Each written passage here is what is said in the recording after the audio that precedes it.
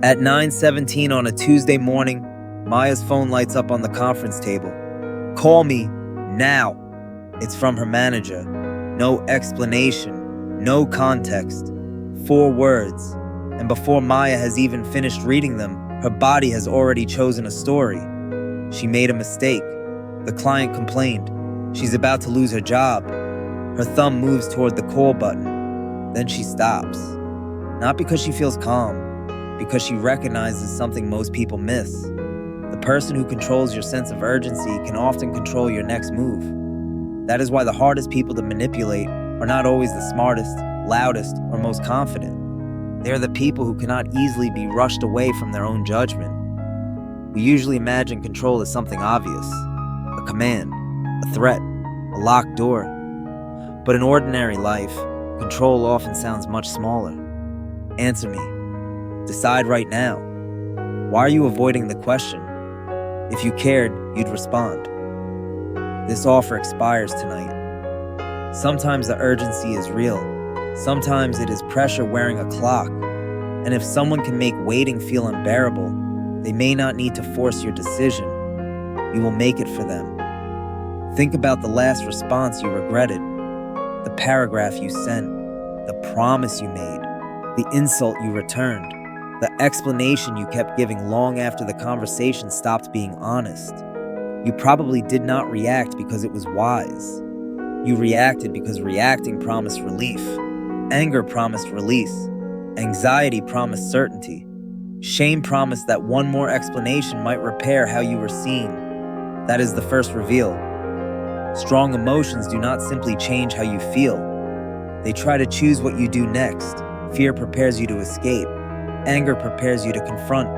Shame prepares you to hide. Anxiety prepares you to solve something immediately. Those tendencies can protect you, but they can also make the first available action feel like the only available action. That is where calm begins. Not with a blank face, not with silence, not with pretending nothing affects you. Calm begins when you can feel an impulse without immediately treating it as an instruction. Imagine a hospital team preparing a patient for an emergency procedure. The room is loud. A monitor is alarming. A junior doctor begins giving faster and faster instructions, trying to match the energy of the room. Then the senior physician stops, just for a second. She looks at the monitor, then at the patient. Then she asks, "What changed first?" The room resets. The alarm was not the beginning of the problem. It was the loudest consequence. Everyone had been reacting to the strongest signal instead of finding the earliest cause. The pause did not make the situation less urgent. It made the response more accurate. That difference matters, because many people confuse speed with strength. But fast reactions are often predictable reactions, and predictable reactions are easy to trigger. Someone knows you hate being misunderstood, so they accuse you unfairly. You start explaining. Someone knows silence makes you anxious, so they delay a reply. You start chasing. Someone knows embarrassment makes you defensive, so they challenge you in public. You start proving. At that point, they do not need to control your beliefs. They only need to control the feeling you cannot tolerate. Here's the midpoint reversal. People do not always manipulate you by changing your mind. Sometimes they manipulate you by choosing which emotion reaches you first. Once that emotion arrives, it narrows the room. You stop asking, "What outcome do I want?" You start asking, "How do I make this feeling stop?" That is why thoughtful people send reckless messages, why intelligent people accept bad terms, why kind people become cruel for 30 seconds. They have not lost their intelligence. Their attention has collapsed around immediate relief. The person who appears calm may still feel the same anger, fear, or humiliation. The difference is that they create enough space for a second interpretation. Maybe the blunt email came from someone under pressure. Maybe the delayed reply means nothing. Maybe the criticism contains one useful point. Maybe the person demanding an answer benefits from you not having time to think. That last possibility is important, because manipulation often begins by controlling time before it controls behavior. But there is a danger here. Calmness can become its own performance. Silence can be used to punish. Delay can become avoidance. A controlled expression can hide resentment rather than wisdom. So real calm is not responding slowly. It is responding at the speed reality requires. Your child runs into the street, you move now. A patient stops breathing, you act now. Someone crosses a clear boundary, you may answer immediately. Calm is not hesitation, it is accuracy under pressure. So how do you protect that accuracy? Not with 10 techniques, with 3 questions. First, what am I being pushed to do right now? Send the message, say yes, defend myself, escalate. Second, what feeling is creating the urgency?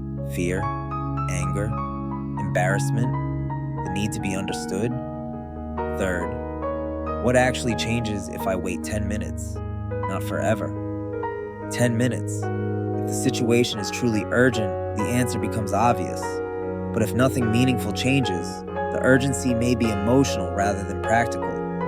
That small test can save a relationship, a boundary, a decision, even your reputation. Because a pause does not remove the pressure. It stops the pressure from choosing for you. Back in the conference room, Maya reads the message again.